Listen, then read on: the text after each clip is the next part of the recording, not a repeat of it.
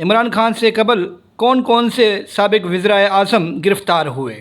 سابق وزیر اعظم عمران خان کو القادر ٹرسٹ کیس میں اسلام آباد ہائی کورٹ کے احاطے سے گرفتار کیا گیا، لیکن ملک کی تاریخ میں یہ کوئی نیا واقعہ نہیں ہے۔ پاکستان کی تحریک آزادی میں اہم کردار ادا کرنے والے حسین شہید سہروردی ملک کی تاریخ کے پہلے وزیر اعظم تھے جو گرفتار ہوئے۔ انہیں جنرل ایوب خان کی حکومت میں 30 جنوری 1962 کو گرفتار کر کے کراچی کی جیل میں قید تنہائی میں رکھا گیا۔ انہیں 1 سال 10 ماہ بعد رہا کیا گیا تھا۔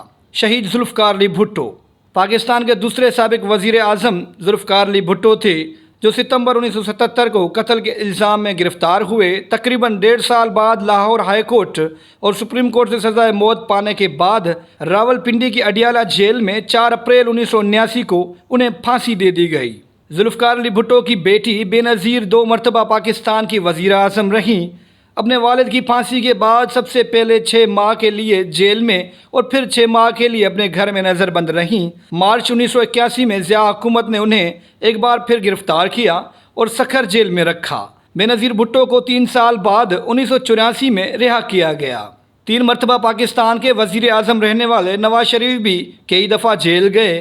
پہلی دفعہ اکتوبر 1999 میں حکومت جانے کے بعد نواز شریف کو 425 دن اڈیالہ جیل میں رکھا گیا۔ 13 جولائی 2018 کو ایون فیلڈ ریفرنس میں انہیں پاکستان واپس لوٹنے پر ایئرپورٹ سے گرفتار کر کے اڈیالہ جیل بھیجا گیا، جہاں انہیں 2 ماہ تک رکھا گیا۔ 2 ماہ گزارنے کے بعد عدالت نے ان کی سزا معطل کی، مگر 24 دسمبر 2018 کو العزیزیہ ریفرنس میں انہیں دوبارہ گرفتار کر کے پہلے اڈیالہ جیل پھر کوٹ لکھپت جیل بھیجا گیا، جہاں تقریباً 239 دن کے بعد اسلام آباد ہائی کورٹ نے طبی بنیادوں پر ان کی سزا معطل کی اور اسی طرح نواز شریف کو قید سے رہا کیا گیا۔ 18 جولائی 2019 کو نیب نے سابق وزیر اعظم شاہد خاقان عباسی کو LNG درآمد کیس میں گرفتار کیا اور اڈیالہ جیل بھیج دیا۔